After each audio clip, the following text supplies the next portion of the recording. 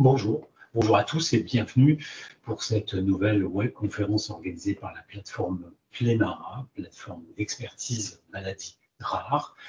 Eh bien, pour cette conférence ce soir, je suis en compagnie du docteur Julien Boulot à ma droite, qui est ophtalmologiste, avec lequel nous travaillons de façon très rapprochée pour le suivi, le diagnostic et la prise en charge des patients qui ont une maladie de Sjögren. Alors, Sjögren, on va voir ce qu'il faut en penser. En tout cas, on va tout de suite commencer par la première diapositive et je vais vous expliquer pourquoi on appelle cette maladie un peu bizarre la maladie de Gougerot-Sjögren. Déjà, c'est un sacré exercice d'être capable de le dire, Gougerot-Sjögren. C'est un exercice auquel se prêtent nos jeunes internes et quand ils réussissent à bien prononcer, ils ont une bonne note à leur stage.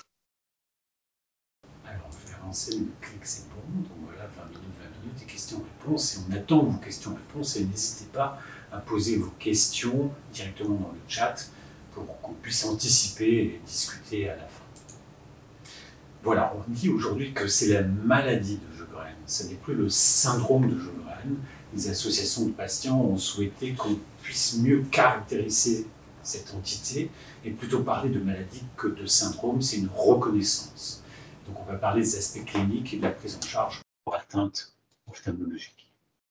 Alors tout débutait en 1925 lorsque M. Henri Gougerot, qui est un médecin dermatologue français, décrivait des cas d'atrophie des glandes salivaires avec sécheresse des yeux et de la bouche et sécheresse génitale. Et bien, c'est pourquoi en France, on a parlé souvent de Gougerot. Et puis ensuite est arrivé M. Sjögren, qui lui est un ophtalmologiste de Stockholm. Il a beaucoup travaillé sur le sujet, beaucoup avec son épouse, qui en fait tout le travail. Et puis après, c'est lui qui a eu les honneurs. Et donc, à partir de là, on a dit en Europe que c'était la maladie de Sjögren. En France, on dit que c'est la maladie ou le syndrome de Gougerot-Sjögren, mais plutôt maladie de Gougerot-Sjögren. Et si vous parlez de Gougerot-Sjögren à l'échelon européen, les gens ne connaîtront pas, on parle à l'échelon de l'Europe de maladie de Sjögren. Donc on peut dire en France Gougerot-Sjögren ou Sjögren, c'est la même chose. Alors comment ça vient, le Sjögren ou Gougerot-Sjögren? Ça débute par une inflammation de la cellule épithéliale. C'est une épithélite. La cellule épithéliale recouvre en général les muqueuses buccales, les muqueuses bronchiques. Les cellules épithéliales couvrent aussi la peau. C'est une inflammation de cette cellule. Cette cellule est soumise à des agressions qui peuvent être le stress, qui peuvent être des facteurs endocriniens, qui peuvent être des facteurs infectieux, des facteurs génétiques ou polygéniques. En tout cas, ce n'est pas une maladie héréditaire. Et tous ces facteurs participent à l'inflammation de la cellule épithéliale qui va relarguer des substances qui sont à l'intérieur de la cellule, des fragments, des noyaux cellulaires. Et tout cela va activer le système immunitaire, va aboutir au recrutement au niveau des glandes et des cellules, là où se trouve la cellule épithéliale, des cellules immunitaires lymphocytaires T, lymphocytaires B. Ça va activer le système immunitaire qui va amener à fabriquer des anticorps et des auto-anticorps, surtout des anticorps antinucléaires. Et tout cela va amener une infiltration dans les glandes, là où il y a les cellules épithéliales de lymphocyte T, de lymphocyte B. Et tout cela va aboutir à un dysfonctionnement de cette glande, dysfonctionnement des glandes salivaires, des glandes lacrymales, et ça va expliquer directement la survenue de la sécheresse des yeux, de la bouche et des autres organes.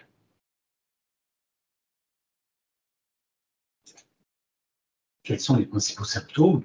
Eh bien, les principaux symptômes, c'est d'abord la sécheresse. Il y a deux grandes formes de maladie de Sjögren. Les formes dites épithéliales pures chroniques, qui donnent donc une atteinte de la peau, des muqueuses, et qui donnent de la fatigue, de la sécheresse, et puis des douleurs diffuses souvent, 2 tiers des patients.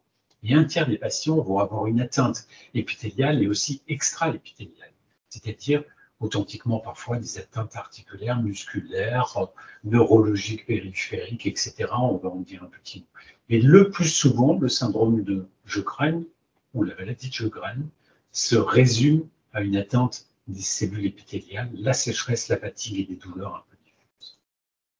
La sécheresse, eh bien, la sécheresse va toucher d'abord la bouche et souvent le syndrome de Sjögren ou la maladie de Sjögren débute par une sécheresse de la bouche et on parle alors de xérostomie. Puis ensuite, une sécheresse des lèvres, ensuite une sécheresse des yeux, mais quelquefois, la maladie de Sjögren débute par une sécheresse des yeux picotent, on a la sensation de plein de sable sous les paupières, les yeux sont un peu rouges, de la pluralité, mais ça touche aussi la peau. La sécheresse de la peau peut être aussi inaugurale, la sécheresse génitale peut être inaugurale, la sécheresse des voies nasales peut être inaugurale. Cette sécheresse chronique et la maladie elle-même sont source de fatigue intense, physique, psychique, avec des retentissements importants, on en dirait un petit mot. La douleur est fréquemment associée à la sécheresse. La douleur peut être expliquée par des douleurs articulaires, par des douleurs musculaires, par parfois un phénomène de Raynaud, c'est ces crises de doigts blancs qui surviennent à l'exposition au froid, à l'humidité. Donc ces douleurs sont fréquemment associées à la sécheresse et à la fatigue, mais la douleur peut être aussi liée à ce qu'on appelle la fibromyalgie. La fibromyalgie, c'est quoi? Eh bien, ce sont des douleurs au point d'insertion des tendons, notamment au niveau des muscles du cou, des épaules, des fesses, des genoux, des hanches. En fait, ce n'est pas une inflammation des tendons ou une maladie des articulations, c'est simplement un niveau de ressenti de la douleur qui varie au cours de la maladie de Sjögren, un peu comme si on baissait le curseur de la douleur, de la perception de la douleur. Et ce curseur baissant la perception de la douleur fait que des points sensibles deviennent très douloureux. C'est ça la fibromyalgie. Ça explique des douleurs chroniques, des douleurs persistantes qui vont entraîner un trouble du sommeil et aggraver la fatigue qui est associée à la maladie de Sjögren. Tout cela, évidemment, a un gros retentissement quand on est très fatigué et que le sommeil n'est pas réparateur. Ça a des conséquences, évidemment, sur la vie sociale et professionnelle, sur la vie personnelle, sur la santé mentale, sur l'activité et la santé physique et l'activité sexuelle aussi. Donc, le retentissement de la maladie de Sjögren en termes de fatigue est vraiment majeur au quotidien pour beaucoup de patients. Pas 100% des patients, mais beaucoup de patients, au moins 80-90% des patients. Et le mécanisme de cette fatigue est multiple. Il y a la sécheresse chronique qui va retentir un peu sur les nerfs. Quelquefois, il y a des médicaments qui vont aggraver la sécheresse. Quelquefois, il peut y avoir des croyances, des fausses croyances, des émotions, et puis quelquefois le contexte social, environnemental, le travail, le stress professionnel, tout ça participe évidemment à la fatigue. Il n'y a pas qu'une seule cause de la fatigue. Et pour démembrer ça, pour agir là-dessus, c'est très compliqué. Et c'est une source, eh bien, vous l'avez compris et vous le savez, pour ceux qui souffrent de maladie de Sjögren, du handicap invisible, la fatigue ne se voit pas, et parfois elle est mal perçue, non compris par l'environnement. Il faut savoir l'expliquer aussi. À côté de ça, un tiers des patients ont une maladie de Sjögren avec des manifestations systémiques associées. Surtout le nerf périphérique, ça peut donner des neuropathies sensitives avec des brûlures, des picotements, des orteils et des doigts. Parfois, ça peut toucher le système nerveux central, entraînant des troubles de la concentration, pas de démence, mais des troubles quelquefois de l'attention, de la mémoire liés à des problèmes de concentration.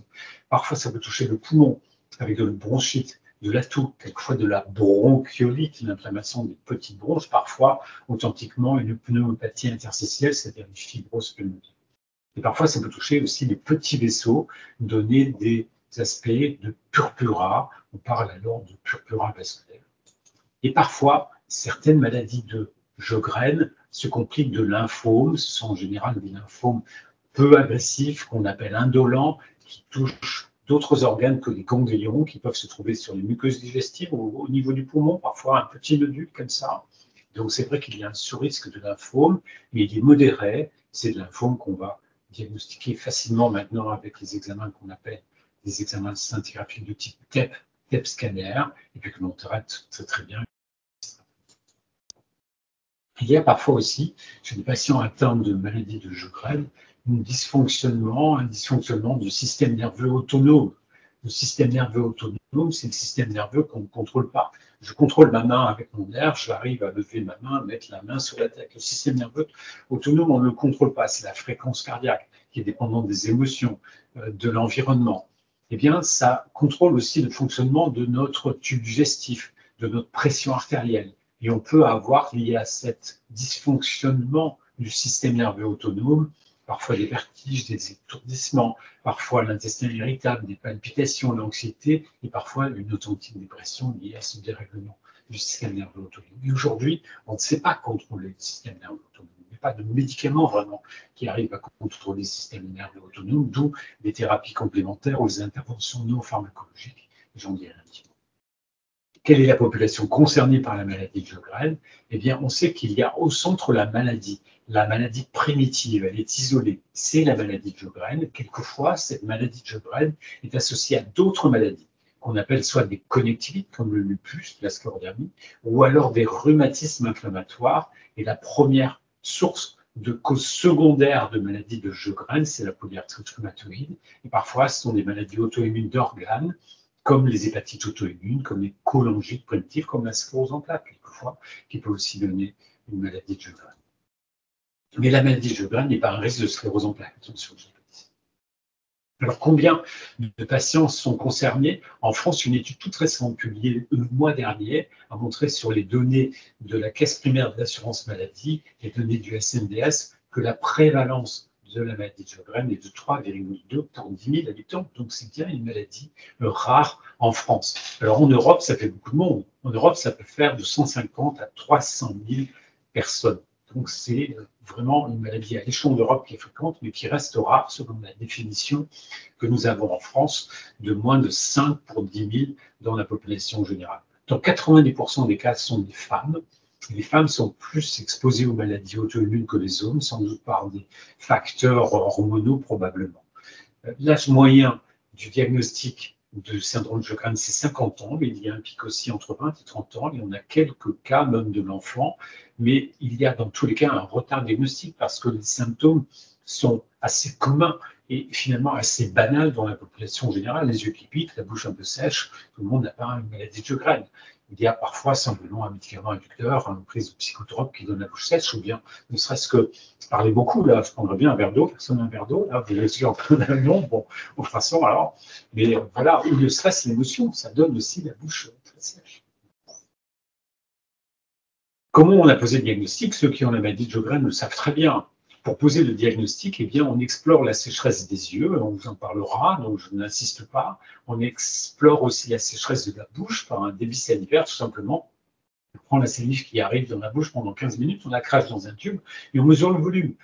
Et si en 15 minutes, il y a moins de 1,5 en 15 minutes, et donc 0,1 ml par minute, alors c'est un point, c'est une sécheresse buccale authentique. Et puis ensuite, on attend un critère immunologique, et il y a deux types de critères immunologiques. Soit les anticorps du Sjögren, ce sont les anticorps anti-SSA ou anti-SSB, ou RO, SSA et là SSA, en tout cas, ce sont des anticorps spécifiques du Sjögren. Quand on les a, à la limite, ce n'est pas la peine d'aller chercher un autre critère immunologique qui est la biopsie de glandes salivaires accessoires, qu'on ne fait pas forcément systématiquement, parce que si on a les anticorps typiques, ça rapporte 3 points, plus un point de sécheresse, on a les 4 points qui permettent de classer le patient. Quelles sont les stratégies thérapeutiques? Eh bien, il y en a de deux types. Il faut travailler la sécheresse, travailler sur les atteintes systémiques et travailler la fatigue. Alors, pour travailler la sécheresse, il y a plusieurs façons, évidemment. On travaille la sécheresse génitale par les ovules, on travaille la sécheresse cutanée par l'utilisation de savon sur gras, par exemple. On évite les gels, les gels moussants notamment, ou les gels de douche. On utilise des crèmes hydratantes, et les pharmaciens sont de bons conseillers, ou en pharmacie pourront bien vous conseiller pour telle ou telle crème. La lotion idéale hydratante, il faut tester et trouver celle qui convient.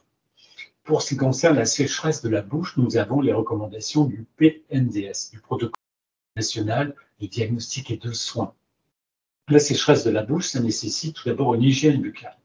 Tout d'abord, l'arrêt du tabac et l'alcool, bien sûr, le maintien d'une bonne hygiène bucco-dentaire, donc on se brosse les dents au moins 2 fois par jour. On n'utilise pas un fil dentaire, mais c'est recommandé. On n'utilise pas une brosse électrique, mais ça peut être un complément utile. En tout cas, on va au moins 2 fois par an chez le dentiste et on fait faire un détartrage au moins annuel.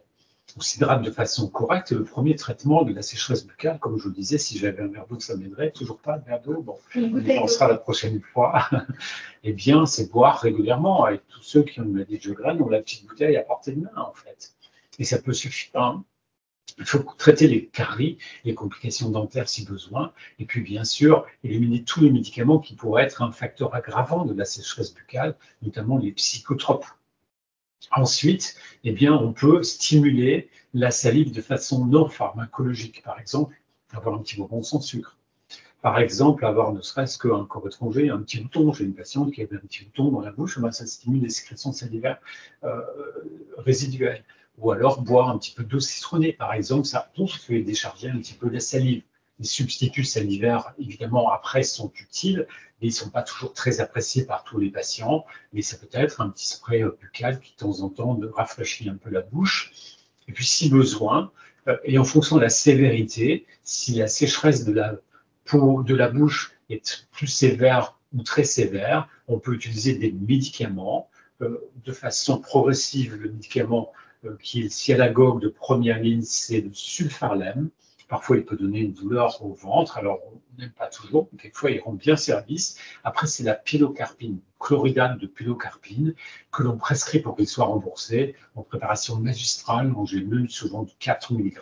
Et on peut prendre 2, 3, 4, 5, 6 gélules par jour. Et ça peut stimuler les sécrétions salivaires à la demande. J'ai, par exemple, un enseignant qui a une maladie de Sjögren, et bien avant un cours, il prend une gélule. Et puis pendant une heure, il est tranquille et il peut parler comme ça.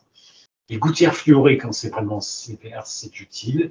Et puis surtout, c'est peut-être un suivi dentaire qu'il faut faire très, très, très régulièrement. Ça, c'est pour la xérostomie ou la sécheresse de bouche.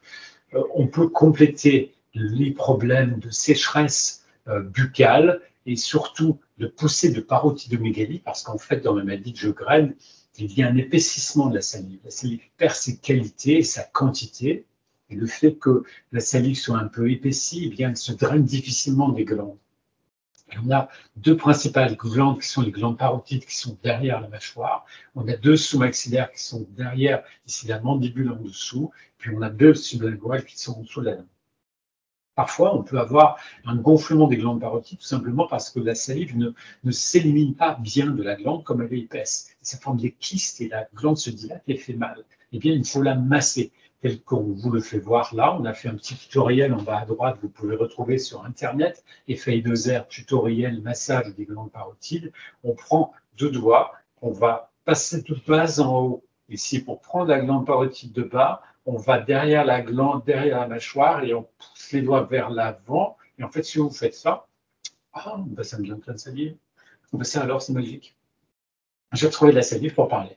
Eh bien, si vous faites ça, que la glande soit gonflée ou pas, ça permet d'apporter un petit peu de salive issue de la glande parotide. On peut faire la même chose pour les glandes sous-maxillaires, comme ça, d'arrière en avant, pour pousser la salive en dehors de la glande, comme la glande est tendue. C'est ce que je schématisais là sur la photo suivante.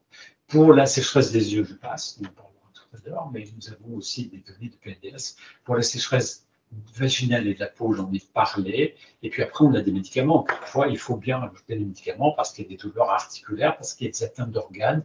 Et bien, ce sont des classiques comme on utilise souvent dans le lupus systémique, c'est-à-dire parfois un peu de cortisone, parfois le plaquenil, l'hydroxychloroquine, parfois d'autres médicaments dans des formes d'atteinte, mais c'est rare quand même, sévères, du Sjögren, notamment pulmonaire, notamment exceptionnellement cardiaque, du système nerveux central, ou bien du foie, quelquefois aussi, mais c'est vraiment très rare. Et puis on a des médicaments immunosuppresseurs, on a le méthotrexate, on a le cyclophosphamide, l'azatioprine, le mycophénolate mofetil, et puis peut-être une molécule que l'on utilise de plus en plus pour les atteintes d'organes du Sjögren, puisqu'on sait qu'il y a une activation d'un globule blanc qui fabrique des anticorps en excès, c'est le lymphocyte B, et bien on peut agir sur le lymphocyte B avec le rituximab, qui est reconnu depuis très longtemps dans le traitement de la polyarthrite rhumatoïde, de certains lymphomes aussi, mais surtout la polyarthrite rhumatoïde, et ça rend vraiment service dans le maladie de Sjögren.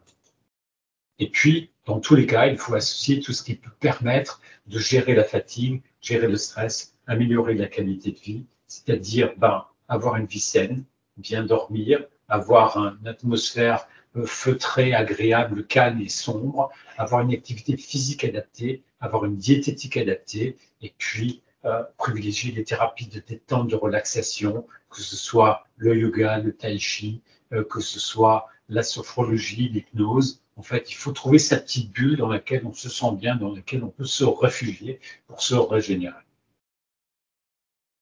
Et puis, il y a ça aussi. Il y a d'autres thérapies alternatives qu'on peut détailler. Et sur la filière IFA2R que vous trouvez sur Internet, on pourra vous parler de la réflexologie, de l'acupuncture, de la méditation.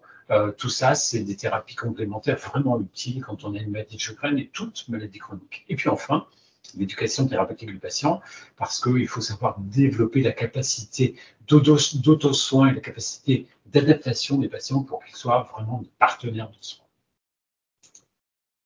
Puis si vous voulez des infos complémentaires et surtout des infos auprès de l'Association française du Gougerot de Sjögren et du syndrome sec et des syndromes secs, les voir sur Internet, Association française du Gougerot de Sjögren. Là, vous aurez des informations de l'association de patients et c'est bon d'aller voir ce que font les associations de patients. Ils sont nos partenaires.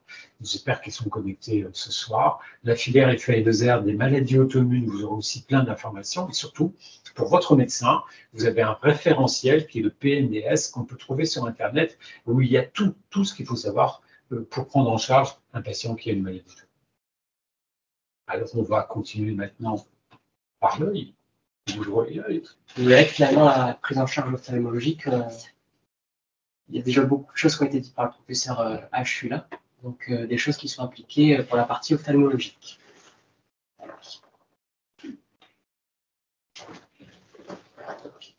Donc pour la partie épidémiologique, je vais refaire les choses brièvement. Donc c'est une pathologie auto-immune qui, pour nous, d'un point de vue ophtalmologique, est assez fréquente. Donc c'est une exocrinopathie. D'un point de vue ophtalmologique, ça ne se cantonne pas en fait à la glande lacrymale qui est la glande qui produit les larmes. Ça touche aussi les plus petites glandes qu'on appelle les glandes de Meibomius qui sont souvent sujettes à une pathologie ophtalmologique qu'on appelle la blépharite. Mais ça touche aussi les glandes caliciformes. En fait, c'est des glandes qu'on trouve, on va dire, incrustées dans l'épithélium cornéen, en fait, qui sert à l'adhésion du film lacrymal. Donc, quand ces glandes sont touchées, on est finalement par 3 voies différentes. Pourquoi les larmes n'arrivent plus à adhérer sur l'œil dans le cadre du Sjögren. Donc, je touche plutôt les femmes, plus de 50 ans. Moi, chez les enfants, j'ai parfois des demandes pour des examens ophtalmologiques. J'ai, dans mon expérience personnelle, pas d'atteinte, en tout cas sur un syndrome sec, dans le cadre d'une maladie de Sjögren. Chez les adultes jeunes, par contre, ça peut se voir. Et notamment quand c'est associé à d'autres conjonctivites, donc soit type lupus, ça peut se voir dans le cas de la sclérodermie, essentiellement la polyarthrite rhumatoïde, et donc certains syndromes de chevauchement avec type de collectivité mixte. Le syndrome de Sjögren, ça touche quand même plutôt les sujets après la cinquantaine, surtout des femmes. En fait, ça se décompense souvent vers la période de la périménopause-ménopause, au moment où finalement les glandes de Meibomius, elles sont moins stimulées par les facteurs endocriniens. Et donc, un des premiers symptômes de ce syndrome de Gougerot, c'est la blépharite. Donc, probablement que les facteurs hormonaux jouent un rôle très important, notamment dans la trophicité glandulaire. Cette blépharite, elle est plutôt de nature postérieure, donc c'est-à-dire avec une inflammation, on voit d'un point de vue ophtalmologique, sur la partie interne de la paupière, contrairement à la blépharite qui pourrait être plutôt antérieure, qui là est plutôt en rapport avec d'autres pathologies, et notamment ce qu'on appelle le démodex, donc un acarien qui peut un peu se dérégler de manière locale. Même si les critères du Gougerot ne sont pas remplis, il ne faut pas négliger également les qu'on étiquette idiopathiques, parce que dans la qualité de vie, dans la façon de le gérer, des moments, ce n'est pas toujours évident pour les patients, et le fait de les reconnaître en tant que syndrome sec, c'est hyper important. Donc le parallèle entre les symptômes et les examens cliniques, très important. Et comme le disait le professeur Achula, ne jamais négliger la iatrogénie, notamment sur les facteurs favorisants des syndromes secs en rapport avec la pathologie de Gougerot. Souvent les antidépresseurs pour nous. Donc comment suspecter un Gougerot à l'interrogatoire? Les antécédents, hyper important. Sensibilité exacerbée au niveau des lumières, donc photophobie. On peut avoir une baisse de vision, mais ça, malheureusement, c'est plutôt les atteintes graves. La rougeur oculaire qui évolue par poussée et les douleurs oculaires. Alors là, qui peuvent prendre un petit peu tout. C'est-à-dire que ça peut être des picotements, des brûlures, sensation de grains de sable, sensation de corps étranger. Et finalement, ça peut être ce que le médecin traitant avait étiqueté initialement comme une conjonctivite. Et à l'examen ophtalmologique, finalement, ça n'est pas une conjonctivite, mais plus une atteinte en rapport avec ce syndrome sec de la maille Gougerot. Souvent bilatérale, mais peut être très asymétrique.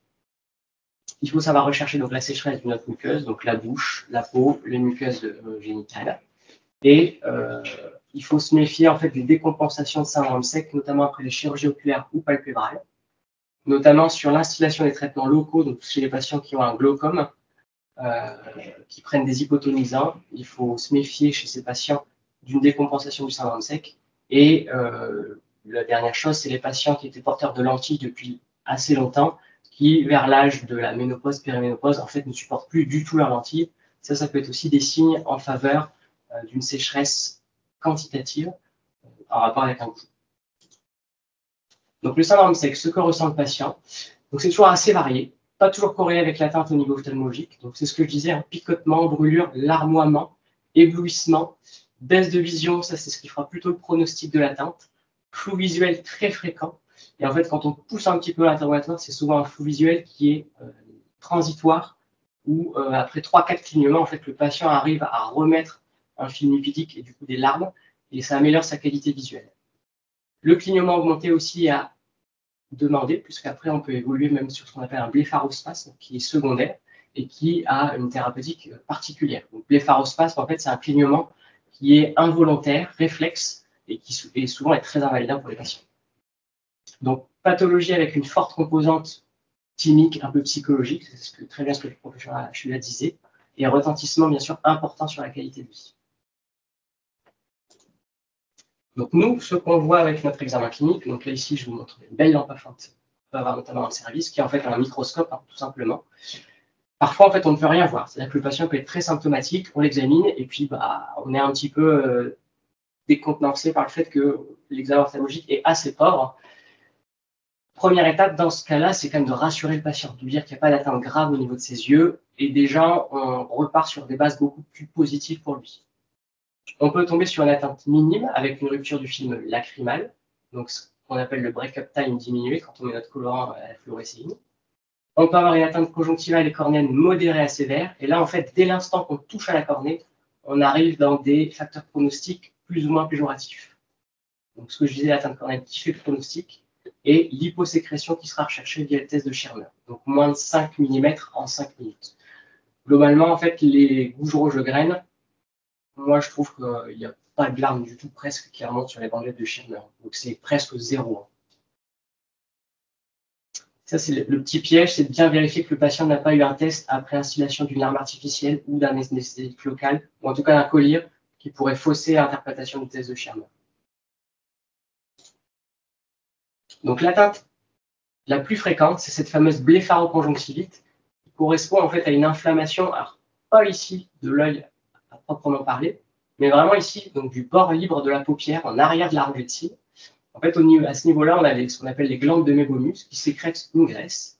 Cette graisse, avec les clignements, en fait, elle va s'étaler sur la surface de la cornée et c'est ce qui permet aux larmes de tenir et de rester sur la surface de l'œil et donc d'avoir ce rôle de protection. Donc, cette blépharoconjonctivite, elle est multifactorielle, elle touche des glandes de Mébomus, elle est à la fois inflammatoire, il y a aussi probablement une grosse composante liée à la flore commensale locale, dont vous verrez pourquoi on a des traitements un peu plus particuliers pour cette atteinte blépharétique. Quand cette glande, elle se bouge complètement, on a une obstruction et ça donne ce qu'on appelle un chalazion, qui est en fait juste une glande hypertrophique, hyper-inflammatoire. Et puis, dans les cas hyper évolués, on évolue vers l'atrophie et la fibrose, avec finalement un stade cicatriciel, là qui rend du coup le syndrome sec beaucoup plus difficile à traiter, puisqu'on ne pourra plus s'appuyer sur l'efficacité de ces glandes de Mébomus. Donc, au niveau des aspects cliniques, l'atteinte des paupières, donc blépharite, paupières rouges, surtout du bord libre, la paupière sèche, ça peut tirailler, ça pique. Ensuite, l'atteinte un peu plus sévère, la conjonctive. Donc, nous, ce qu'on appelle l'hyperémie, c'est ce qu'on trouve classiquement dans les conjonctivites, c'est-à-dire une petite rougeur qui peut être plus ou moins sévère. Un tableau de conjonctivite aspécifique. Et alors ça, c'est un signe qui est, pour moi, hyper spécifique du syndrome de Gougerot. Donc, c'est ce que j'appelle la conjonctivite ponctuée superficielle, où on voit en fait que même sur la conjonctive, on a aussi cet aspect sec, comme on peut le retrouver sur la cornée. Et en fait, d'un point de vue ophtalmologique, le break-up time évalue uniquement la cornée, mais Alors, c'est beaucoup plus difficile d'avoir un temps de rupture sur la conjonctive parce que c'est comme une petite peau transparente qui est plissée. Mais on a des signes cliniques qui nous font vraiment orienter vers le syndrome de Bouguereau, rien qu'en regardant cette conjonctive. Et après, la cornée qui fait le pronostic. Donc, l'ulcération minime, qu'on appelle donc la kératite ponctueuse superficielle ou la KPS, qui peut être modérée, localisée en secteur diffuse, et qui peut malheureusement évoluer quand elle se regroupe vers des surinfections, voire même des abcès. L'inflammation chronique peut aussi conduire à ce qu'on appelle un appel vasculaire pathologique qui peut laisser et entraîner des cicatrices puisque ces vaisseaux peuvent un peu saigner dans la cornée. Et vous verrez après, via des exemples, que la kératite peut prendre différentes formes. Donc là, pour vous montrer un petit peu des exemples, donc là, vous voyez qu'on a le faisceau lumineux et en fait, les points verts qui sont en fait la prise de colorant par fluorescéine en lumière bleue, en fait, ça, c'est ce qu'on appelle la kératite ponctueuse superficielle. Donc là, qu'on qualifierait de centrale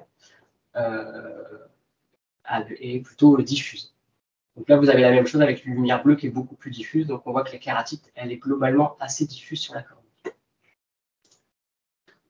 Là, on a l'atteinte la plus sévère du syndrome sec en termes de sécheresse, ce qu'on appelle les filaments, donc la kératite filamenteuse, correspond en fait à des dépôts de mucus. Donc, ce que je vous disais au tout début, ces cellules caliciformes qui sécrètent une petite mucosité qui permettent aux larmes de rester adhérentes. En fait, quand ces cellules ne fonctionnent plus, eh ben, le mucus s'agglomère, s'agrège, et ça fait ce qu'on appelle des filaments. Et en fait, quand on fait cligner le patient, ces petits filaments restent adhérents et collés.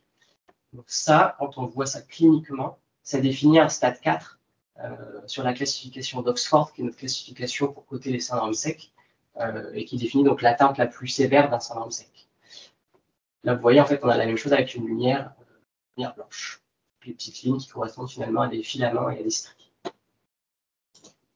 Là, on a un autre aspect avec des filaments qui sont beaucoup plus gros.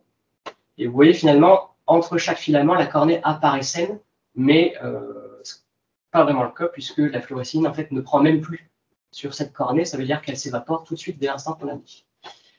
Et après ici, ce qu'on appelle nous des kératites un peu en désert. Alors pour vous donner un petit peu une comparaison, on dit aux patients que c'est comme dans le Sahara, en fait quand la terre se craquelle, et ben c'est un peu exactement la même chose qui se passe au niveau de l'épithélium cornéen dans le cadre des Bouguereaux.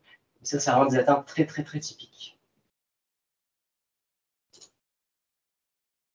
Donc pareil, là ici on a une KPS qui est plutôt dense en inférieur. Dans ce cas-là, il faut plutôt regarder s'il n'y a pas un gros souci au niveau des paupières. Donc bien évaluer la part blépharétique.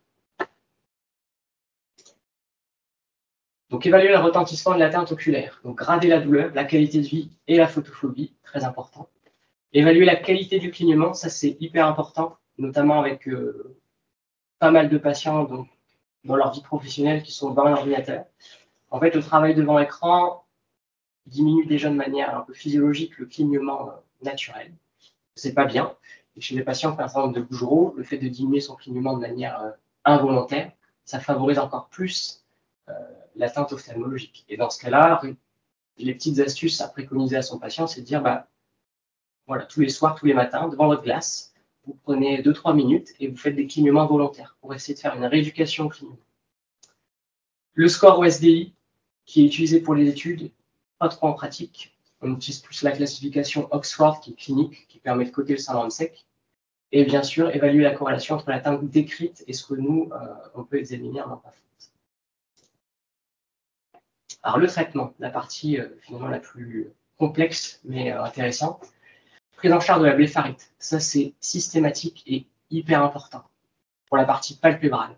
C'est-à-dire que bien expliquer à son patient l'intérêt des soins de paupières, des massages de paupières, prendre un temps dédié où on va montrer comment on masse, ce qui se passe, c'est vraiment très, très, très important. Donc ça rentre, comme le professeur H le disait, ça rentre dans le cadre d'une hygiène palpébrale, comme un brossage des dents, c'est-à-dire que ça va faire systématiquement tous les jours, pas 3-4 fois, non, juste une fois ça suffit, mais à répéter dans le temps. Ne doit pas être une contrainte, c'est pour ça qu'il faut bien expliquer au patient que c'est important. Il faut qu'il essaye d'intercaler ça soit le matin, soit le soir, en fonction du moment où il fait sa toilette. Le froid peut aussi être une option. Alors, ce qui est actuellement décrit, c'est que le fait de chauffer les paupières, ça permet un peu de liquéfier ce mébum. Et le fait, après, derrière, de presser, ça permet de faciliter l'expression du mébum. En pratique, c'est un peu plus compliqué parce que le fait de chauffer, ça a une action pro-inflammatoire, ça va dilater les vaisseaux. Et il y a certains patients qui sont très inconfortables et qui du coup arrêtent de faire ces soins de paupières alors que c'est hyper important. Donc, moi, je me suis calqué pas mal sur plutôt la pathologie allergique en donnant comme consigne aux patients d'utiliser un peu de froid, qui va avoir des vertus antalgiques, anti-inflammatoires, et je trouve que l'observance est plus respectée. Donc, ça, c'est à voir avec le patient. On peut commencer par du chaud. Si à la consultation suivante, on n'arrive pas à s'en sortir, que le patient dit bon non, les soins de paupières, je ne sais pas, ça ne marche pas, ça me fait mal, et ben on peut partir sur du froid. Ou sinon, même ni froid ni chaud, juste température ambiante, juste le massage. Les substituts lacrymaux, alors ça c'est un grand débat. D'un point de vue ophtalmologique, nous on en a 15, 20, 30. Donc le plus efficace dans le cadre du syndrome de Gougerot, c'est d'utiliser celui que le patient tolère. Ça c'est hyper important et ce sera valable après pour tous les collyres dont on va parler. C'est vraiment la tolérance clinique qui fait l'observance pour le patient et qui donc sur le caractère chronique, l'efficacité du traitement. Donc les traitements qui permettent de favoriser la production, on est plutôt là sur des traitements systémiques. Donc on a les sécrétagogues qui sont des traitements symptomatiques, donc sulfarlène ou la pilocarpine, je ne vais pas détailler. Et en fait, là, d'un point de vue ophtalmologique, on demande souvent l'avis à nos collègues rhumatologues ou médecine interne pour pouvoir éventuellement faire la prescription et puis avoir l'évaluation systémique. D'un point de vue local, donc les dispositifs rétentionnels, on a les bouchons méatiques qu'on utilise nous peu à Lille. Alors ça, je pense que c'est juste une question d'école et de temps. On l'utilise peu parce que on estime que dans les larmes des patients Gougerot, il y a des médiateurs inflammatoires qui ne sont pas forcément très positifs dans le cadre notamment de l'atteinte cornéenne. Et le fait de laisser un bouchon en place, en fait, ce qu'on veut avec un bouchon, c'est de laisser le peu de larmes produites sur la cornée. On se dit que comme ces larmes ne sont pas de bonne qualité, on va avoir plutôt un effet pro-inflammatoire sur la cornée et potentiellement des effets indésirables. Donc nous, on a plutôt pris le parti à Lille d'utiliser donc des lentilles sclérales. Donc les lentilles sclérales, c'est des lentilles de très grand diamètre dans lesquelles on vient mettre du sérum physiologique que le patient en fait met le matin, retire le soir, fait l'hygiène de sa lentille et remet le matin. L'intérêt de ces lentilles sclérales, c'est qu'elles sont à la fois donc, hydratantes, puisque ce réservoir de sérum physiologique va permettre à la cornée d'être imbibée toute la journée par un produit hydratant, d'être protégée de l'environnement et notamment de la paupière supérieure, qui vient un petit peu raboter, et la paupière inférieure sur la partie blépharétique. Et donc, du coup, il y a une espèce d'environnement qui se crée sous cette lentille sclérale qui est plutôt favorable au niveau des symptômes et au niveau de la clinique dans le cadre du syndrome de Gougerot. Alors, ce qui peut être limitant, c'est que pour ces lentilles sclérales, il faut des patients qui n'aient pas trop de soucis articulaires. Donc, quand il y a des atteintes articulaires associées, l'adaptation antisclérale est compliquée, mais on peut s'en sortir. Donc là, pour vous montrer un petit peu l'aspect en lentilles sclérales, donc vous voyez, c'est des très très grosses lentilles. En fait, là, ici, on a la partie supérieure. Là, en bas, on a la partie inférieure. C'est des lentilles qui s'appuient, donc pas sur la cornée comme les autres lentilles finalement, mais sur la conjonctive qui est au-dessus. Et en fait, là, au milieu, on a le réservoir de fluorescéine avec le colorant. Et tout ça, en fait, c'est un réservoir de larmes imposées pour le patient. Et c'est vrai que globalement, on a des très bons résultats sur ces grosses lentilles sclérales. Là, c'est pour vous montrer une adaptation sur un patient qui est plus compliqué avec une cornée irrégulière. Vous voyez, en fait, on a une atteinte qui est déjà assez évoluée, avec des vaisseaux qui viennent un peu envahir la cornée. Et finalement, même avec ces atteintes, l'indication n'est pas forcément... l'indication a quand même été retenue avec un bénéfice positif pour le patient.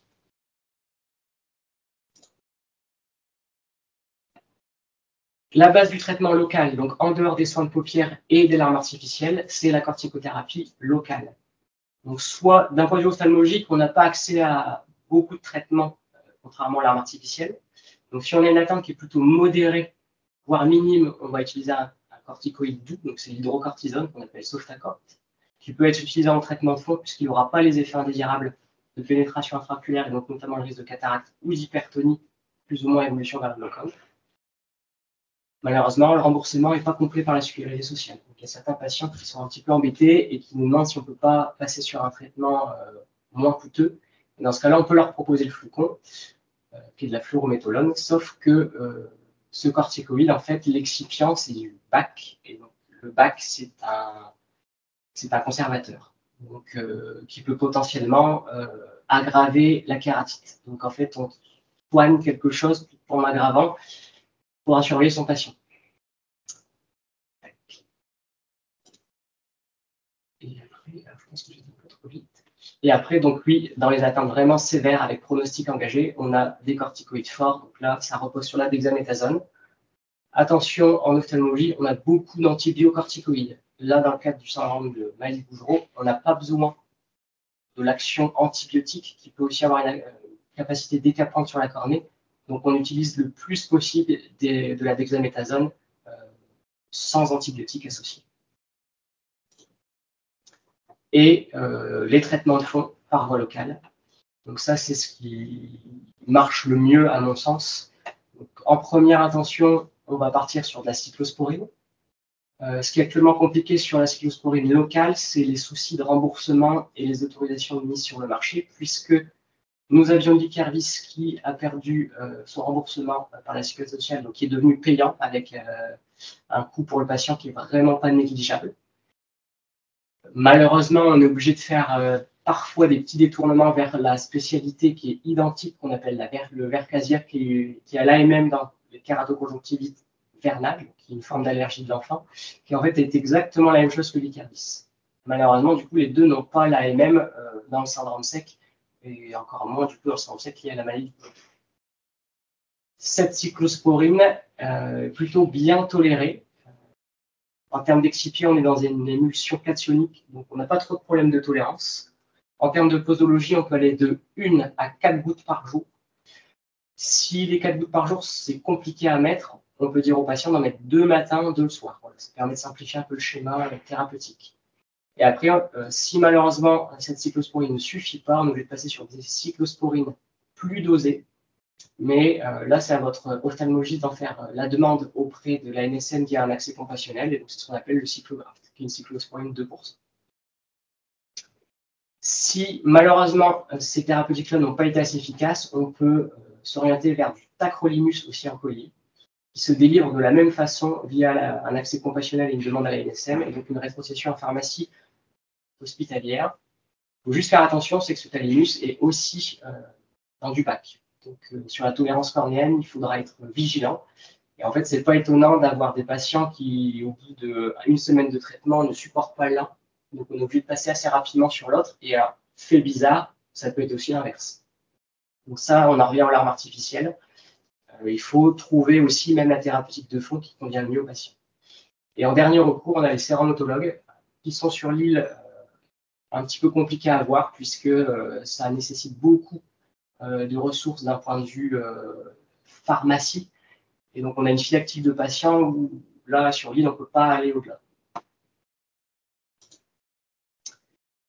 Un petit arbre décisionnel qui permet un petit peu de remettre les idées en ordre. Donc, sur les atteintes minimes, les soins de paupières, les larmes artificielles, plus ou moins des corticoïdes doux. Là, on est sur un traitement qui sera vraiment sans effet indésirable, avec voire même une autogestion pour le patient des corticoïdes doux. Ce qui permet aussi, quand on le revoit à quelques mois, de nous dire est-ce que vous avez utilisé assez régulièrement ou pas ces corticoïdes doux pour éventuellement passer sur un traitement de fond si le recours a été assez régulier. Si on est sur une atteinte modérée à sévère, on reste toujours sur la base, c'est hyper important. On discute d'entrée de jeu les systèmes rétentionnels, donc soit les clous, soit les lentilles sclérales. On met en place une cure courte de corticoïdes forts et on essaye d'utiliser au plus vite la cyclosporine, donc initialement donc Icaris ou Vercasia, et si on ne s'en sort pas, la cyclo 2% ou du tacrolimus, ou voire même le séromatologue. Alors après, il n'y a pas d'études particulières, mais dans le service, ça nous arrive. De temps en temps, on contacte nos collègues dermatologues pour qu'ils nous prescrivent la pommade tacrolimus, qui peut avoir un effet positif, surtout quand le patient ne tolère ni la cyclosporine 2%, ni le tacrolimus en colis. Au moment, on a des bonnes surprises avec la pommade tacrolimus. Et donc ça, c'est ce que je disais tout à l'heure. Pour les atteintes blépharétiques également importantes, on a un arbre décisionnel un petit peu progressif, où si les soins de paupières et les larmes artificielles ne suffisent pas, on peut mettre en place des cures courtes et séquentiels de collyre azithromycine qui vont avoir une action anti-inflammatoire et permettre de réguler la flore locale. Si en collyre, ce n'est pas toléré, on peut les passer sous forme Péros, avec également un traitement de manière séquentielle, 1 à 2 cures par mois. Et on peut même passer sur de la doxycycline sur une période de 3 à 4 mois, en prenant bien sûr le patient du risque de photosensibilisation. Là, c'était pour discuter un petit peu de ce qu'on voit, alors pas si souvent que ça en consultation ophtalmologique, mais qui n'est pas si rare que ça. C'est un examen ophtalmosum normal, mais une plainte importante. D'un point de vue purement clinique, on essaye quand même de traiter comme une atteinte modérée, ne serait-ce que pour voir s'il y a un phénomène de corticosensibilité qui permettrait de prouver qu'il y a une part inflammatoire sur l'atteinte du patient. On essaie d'optimiser le traitement des paupières, c'est toujours hyper important et la base, parce que globalement, 80 à 90% des patients ont une blépharite. Et après, on part sur des choses plus rares et difficiles, notamment ce qu'on appelle la maladie des petites fibres, qui, d'un point de vue ophtalmologique, peut se voir avec un examen complémentaire qu'on appelle la microscopie profocale, qui est un examen en fait, de microscope en réel, en live, où on vient mettre une petite lentille sur l'œil, et en fait, on voit vraiment toutes les couches de la rétine, on voit l'aspect des nerfs, sauf que cet examen est difficile d'interprétation, et en fait, on examine une zone tellement petite que parfois, on peut passer à côté des zones qui pourraient être intéressantes. Donc, pourquoi pas, mais difficile. Ne pas négliger éventuellement un recours en médecine de la douleur si on partira plus sur des douleurs à type neuropathique. Et à mon sens, comme le professeur Achuel disait, c'est surtout l'impact psychologique de ce syndrome sec. Donc rester vraiment humble, avoir une attitude très empathique, savoir revoir les patients, savoir rassurer les patients, c'est vraiment hyper important, et à la fois pour nous et pour le patient. Savoir expliquer et réexpliquer. Voilà. C'est la consultation et là pour ça, le patient peut poser toutes ses questions, aucun problème, et savoir rassurer, très important. Pour les traitements systémiques, d'un point de vue ophtalmologique, il n'y a pas grand-chose qui marche. Donc c'est pour ça qu'on ne vous sollicite pas forcément très souvent pour mise en route d'un traitement plus fort par voie générale, parce que toutes les études, moi, que j'ai pu voir, je n'ai pas grand-chose qui est ressorti. C'est vraiment une pathologie où les traitements systémiques ne sont pas d'un recours essentiel, en tout cas pour la partie ophtalmologique, bien sûr. Vigilance. Pour les patients qui ont un Gougerot, contre-indication absolue aux anti-inflammatoires non stéroïdiens. Ça, vous voyez, dans ma présentation, j'en ai vraiment pas parlé du tout, parce qu'il peut y avoir des risques de kératite aiguë, notamment en post-opératoire. Je vous montrerai une image après. Donc vraiment, ça bien le dire à votre chirurgien ophtalmologiste si vous devez vous faire opérer de cataracte ou des paupières, contre-indication absolue aux anti-inflammatoires non stéroïdiens. Savoir manier les corticoïdes locaux, ça c'est important, c'est-à-dire qu'on ne peut pas laisser un patient sous corticoïdes forts des mois sans discuter d'un traitement de fond. Ça va être pro-cataracte, pro-hypertonie. Toujours examiner l'œil dans son ensemble et ne pas attribuer une baisse de vision à la surface oculaire. On a quand même des patients qui ont souvent des pathologies auto-immunes associées, qui peuvent donner des atteintes, notamment au niveau du fond d'œil. Donc ça, c'est hyper important d'avoir un examen global et éviter, d'un point de vue local, si possible, tous les traitements conservés locaux. Ça, c'est juste pour vous montrer une image d'un patient qui s'est fait opérer de cataracte. Et en fait, dans la semaine qui a suivi au contrôle post-opératoire, vous voyez qu'on a une espèce de fonte stromale ici qui a été induite par les anti-inflammatoires non stéroïdiens. Ça, malheureusement, en fait, si on passe à côté, ça peut évoluer vers une perforation oculaire. Ça peut vraiment très très mal finir. Et pour conclure, donc du coup, prise en charge globale du syndrome de Gougerot, collaboration indispensable avec tous les spécialistes, donc médecine interne, rhumato, tous les patients qui peuvent nécessiter un avis complémentaire, les dermatos. Savoir prendre son temps, c'est important parce que nous, en ophtalmologie, on voit beaucoup de patients et je sais que mes collègues de libéral parfois ne prennent pas forcément le temps de bien examiner le patient. Donc, des moments, on a des patients qui reviennent sur notre consultation et en fait, juste de bien expliquer les choses, de prendre le temps, ça permet déjà de désamorcer pas mal de situations un petit peu stressantes. L'escalade thérapeutique selon la sévérité de l'atteinte, ça bien sûr. Ne pas hésiter à mettre des immunosuppresseurs locaux en épargne cortisonique. Ne pas négliger la blépharite et donc du coup le syndrome hyperévaporatif. Ne pas sous-traiter les syndromes secs idiopathiques. Bon, on peut dire Gougerot-like, mais en tout cas les syndromes secs, malheureusement, on n'a pas retrouvé d'auto-immunité ou pathologie systémique associée. Et quand même penser à cette pathologie des petites fibres quand il y a une discordance entre la clinique et les symptômes. Voilà, merci beaucoup. Bien, merci beaucoup, Dr. Boulot. On va passer aux questions. Il y en a sûrement. Moi, pour amorcer la discussion, comment on fait le massage des paupières? Est-ce que tu peux le faire voir à la caméra? Alors, le massage des paupières, je pense que je pourrais vous envoyer une vidéo, ce sera peut-être plus facile. Alors déjà, en fait, on appelle massage, c'est un abus de langage, il faut plutôt pincer. En fait, il faut vous dire qu'on a là cette glande de mébomus qui est une petite boule, et l'idée, c'est d'aller essayer de la drainer. Et en fait, du coup, il faut vraiment le prendre ici, au ras du cil, et en fait, il faut vraiment pincer, voilà, sur toute la rangée inférieure de la paupière. Elle est de dedans en dehors, alors. Exactement. Comme ça. Et puis aussi, au-dessus, c'est beaucoup plus difficile de pincer. Donc, à la rigueur, au-dessus, on peut faire plus un mouvement de roulement. La blépharite est beaucoup plus gênante et pourvoyeuse de complications sur la paupière inférieure. Donc, vraiment, dans un premier temps, je pense que s'occuper que de la paupière inférieure, c'est beaucoup plus intéressant, puis ça fait gagner un petit peu de temps au patient. Voilà. 15-20 secondes par paupière, pas plus. Et donc, le symptôme de blépharite, alors, c'est pas la sensation de pipi, c'est quoi? Le bord inférieur de la paupière un peu rouge? Exactement. En fait, au niveau de la paupière, on a une petite hémétasie des bords libres. En fait, on a une inflammation au niveau de cette glande et au niveau de ce qu'on appelle le bord libre. Et comme cette graisse reste accumulée dans la glande, en fait, les larmes naturelles n'arrivent plus à adhérer sur la surface de l'œil, ce qu'on appelle un syndrome hyperévaporatif. Mais dans le cadre du syndrome de Gougerot, en fait, cette glande de mébomus est touchée comme la glande lacrymale. Donc, ça n'est pas qu'un souci de production dans le Gougerot. Les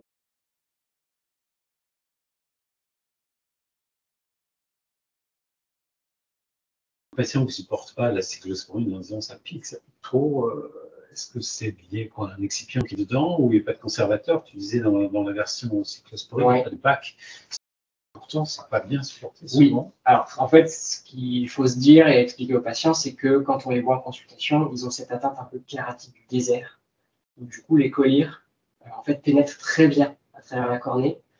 La cornée est l'organe le plus sensible du corps humain. Et donc, du coup, dès l'instant qu'elle est agressée, même par un composé qui n'est pas forcément agressif, il va y avoir une réaction de défense, notamment de douleur.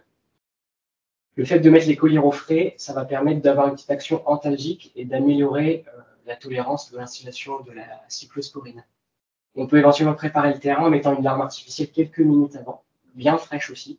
Ça va permettre un peu de lisser les choses et d'éviter que cette cyclosporine nous pénètre trop vite dans la cornée et soit pourvoyeuse de douleur. En fait. Pour le sérum autologue, donc tu disais c'est un peu compliqué. Toutes les pharmacies sont capables de fabriquer du sérum autologue ou... Alors là, sur la région Hauts-de-France, je pense qu'il n'y a que la pharmacie hospitalière de Lille qui peut en produire. Donc on a déjà essayé de demander, même Amiens. Amiens peut le stocker, mais il ne peut pas le produire.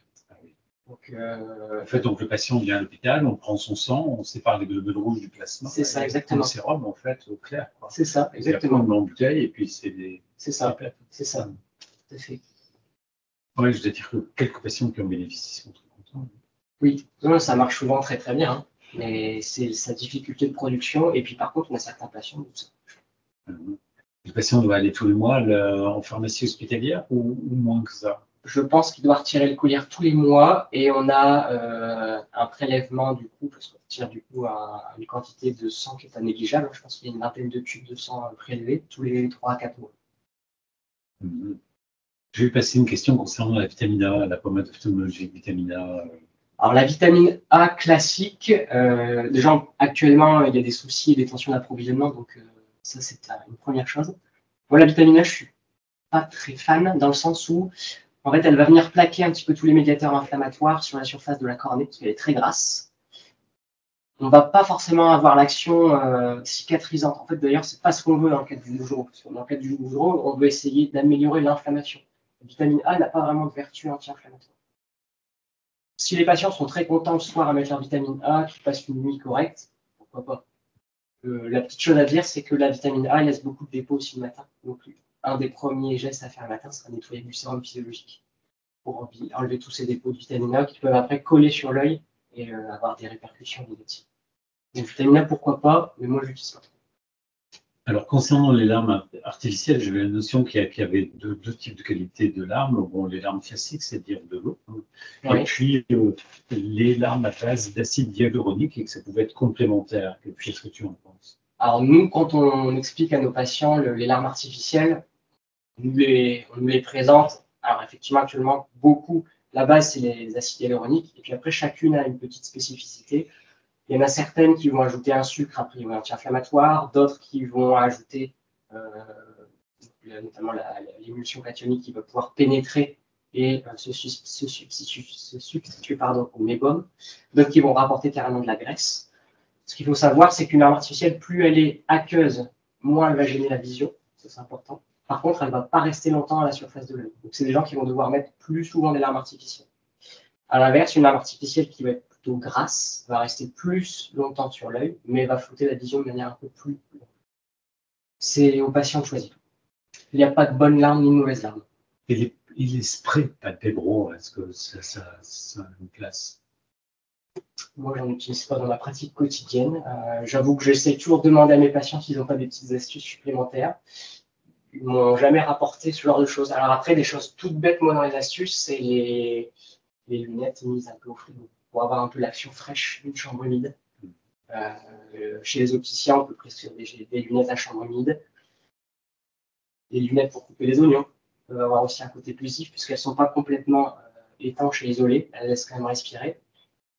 Ou elles peuvent quand même isoler la surface de l'œil de toutes les agressions extérieures. Alors, par exemple, je pense aux patients qui peuvent être soumis au tabagisme passif, etc. Où la fumée de cigarette peut être quand même assez néfaste. Ou alors le vent aussi, qui ou peut le vent, afficher bien la clim, etc. Donc là, on peut se protéger un peu les yeux. C'est ça, tout à fait. Il y a les lunettes un petit peu aviateur aussi, où on rajoute une petite option derrière pour protéger. Il y a des patients qui mettent des lunettes aviateurs avec des petites éponges qu'ils habillent le dos, comme ça, l'œil est un petit peu enfermé. C'est ça. Dans une ambiance un peu humide, exactement, ouais, tout à fait. Des questions? Ah ben là, il faut nous aider quand même, parce que c'est petit. Alors, vitamine A, on en a parlé. La cyclosporine adressée par l'Hôtel Dieu, c'est comme la cyclosporine faite chez nous. C'est ça, exactement. Alors, actuellement, la cyclosporine, 2% de l'Hôtel Dieu, normalement, devrait disparaître, puisque le cyclographe, qui est en accès compassionnel, a le même dosage. Et dès l'instant qu'il y a une spécialité commercialisée, les spécialités d'officine disparaissent. Ça, c'est une première chose. Je pense qu'actuellement, la cyclosporine 2% de Paris est maintenant cantonnée aux patients parisiens qui peuvent en bénéficier. Les autres cyclosporines à autre dosage, si les patients sont bien soulagés par ces cyclosporines, je pense qu'il faut continuer, il faut en parler à l'ophtalmologiste pour qu'il renouvelle les ordonnances. Normalement, elles vont continuer à être produites. Si par contre on est sur de la primo-prescription, je pense qu'il vaut mieux partir sur des cyclosporines, donc soit la cyclosporine dont j'ai parlé, Vercasia et Kerbis, et après passer sur des cyclosporines en rétrocession hospitalière ou le tacrolimus. Le souci de Paris, c'est que le colis est acheminé par voie postale et que des moments, c'est pas étonnant que le patient attende 3-4 mois pour avoir son traitement. Et parfois, d'un point de vue ophtalmologique, 3-4 mois, ça peut être un peu long. Alors, je m'ai précisé que la cyclosporine doit être conservée à température ambiante, c'est le cas, mais... Moi, non, je pense... Non. En tout cas, là, sur les spécialités en rétrocession et d'officine, elles sont conservées au frais. J'ai autant de retours positifs sur l'efficacité et en plus sur la tolérance sur le fait de les mettre au frais. Parce que quand c'est frais, finalement, ça rafraîchit. Et juste petite nuance, c'est que la cyclosporine de Paris, l'excipient, donc c'est de l'huile de ricin, qui peut avoir un côté allergique à pas négliger. Donc, en termes de tolérance, en vrai, elle n'est pas moins bien, elle n'est pas forcément mieux que les autres. Il faut tester. Ensuite, on me dit, bon, depuis que j'ai mon Gougereau, j'ai développé un psoriasis. Est-ce que c'est lié? Ce sont deux maladies auto-immunes en réalité. Donc, il n'est pas rare, quand on a une maladie auto-immune, d'en avoir une autre de rencontre. Il n'y a pas de lien direct, mais c'est l'association de deux maladies auto-immunes. Ensuite, depuis mon Gougereau, j'ai développé un psoriasis, on a vu. J'ai un foie qui est trop gros, est-ce lié au Sjögren? Est-ce que le Sjögren, le syndrome évolue avec l'âge? Pour les yeux, est-ce qu'avec l'âge, finalement... Comme beaucoup de pathologies auto-immunes, c'est très fluctuant. Il y a des périodes de la vie où ça ne se passe pas bien. Et puis, j'ai presque envie de dire du jour au lendemain, où en fait, quand on fait la rétrospective, on se rend compte que depuis 6 mois, il n'y a quasiment plus de traitement, juste un peu de larmes artificielles et du sang de paupières.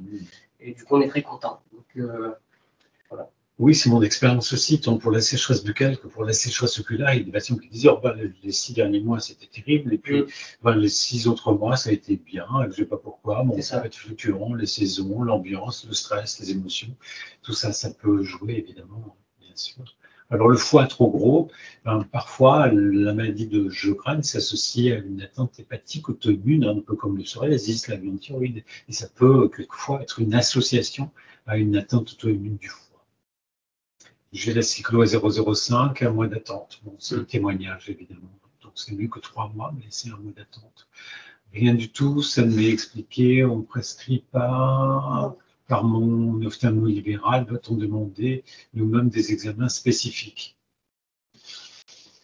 Ben, c'est une consultation de surface, en général. C'est ça, un avis spécialisé par un ophtalmologue qui est un peu plus sensibilisé aux soucis de surface, ça peut être bien, ne serait-ce que juste un avis, pour donner la conduite à tenir à l'ophtalmologie. Mais c'est vrai que sur Doctolib, on ne trouve pas forcément consultation de surface. Mes collègues de ville, malheureusement, ils en voient, mais c'est ce que je disais, comme le temps est fort limité. C'est vrai que les gens qui vont bien, c'est très bien, les gens qui vont moins bien, c'est un peu plus compliqué. Et voilà.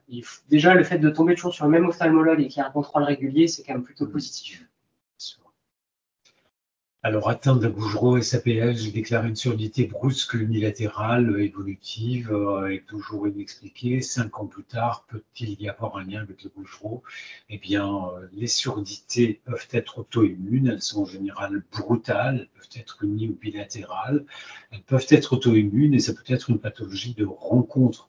Un lien direct avec la maladie de Sjögren ou de Gougerot, non, mais c'est vrai qu'il y a des associations parfois rapportées, comme je vous le disais, avec un psoriasis, une thyroïdite, et pourquoi pas avec des atteintes auditives brutales qui sont de support auto-immun. Donc l'association est possible. La complication liée au Sjögren, sans doute pas, mais l'association, oui, sûrement. Mais c'est exceptionnel, exceptionnel.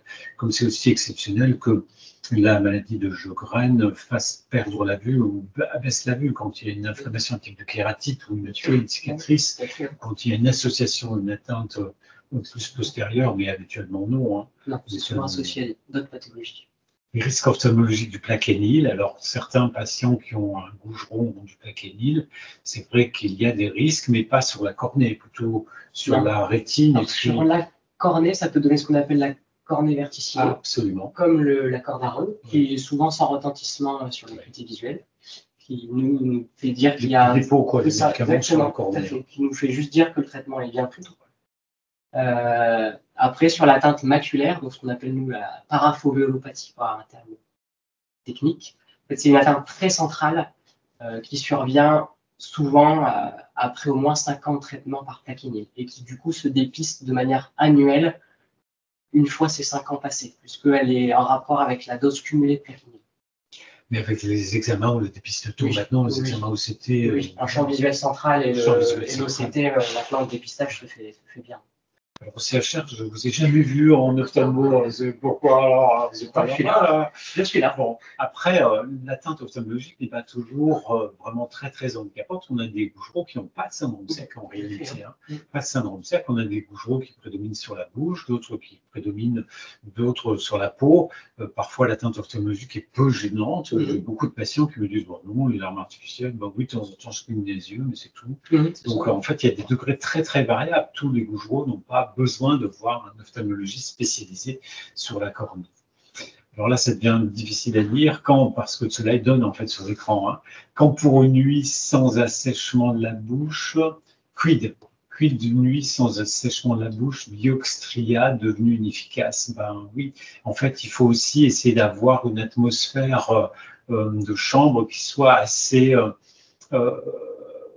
humide. Alors, il peut y avoir des humidifications d'air, en fait, dans les chambres. On peut mettre ça, c'est tout à fait possible. Alors, ensuite, Vismed matin et soir. L'alarme artificielle, il n'y a pas de limite. Vous pouvez aller de 0 fois à 15-30 fois, j'exagère. Idéalement, dans la journée, c'est vraiment la convenance. Le soir, de manière un peu plus systématique, et plutôt une larme un peu plus grasse. Pourquoi pas le Vismed, puisqu'il y a de l'acide hyaluronique dedans. Mais voilà, c'est un peu ce que je préconise. Alors, est-ce que la pilocarpine, c'est à vie? Ben non, c'est à la demande. En fait, moi, souvent, je prescris la pilocarpine à la demande. Si vous avez un jour besoin d'une gélules, vous en prenez une, un deuxième jour, 3, 4, c'est en fonction des circonstances et du besoin, notamment pour parler, pour marcher, pour avaler.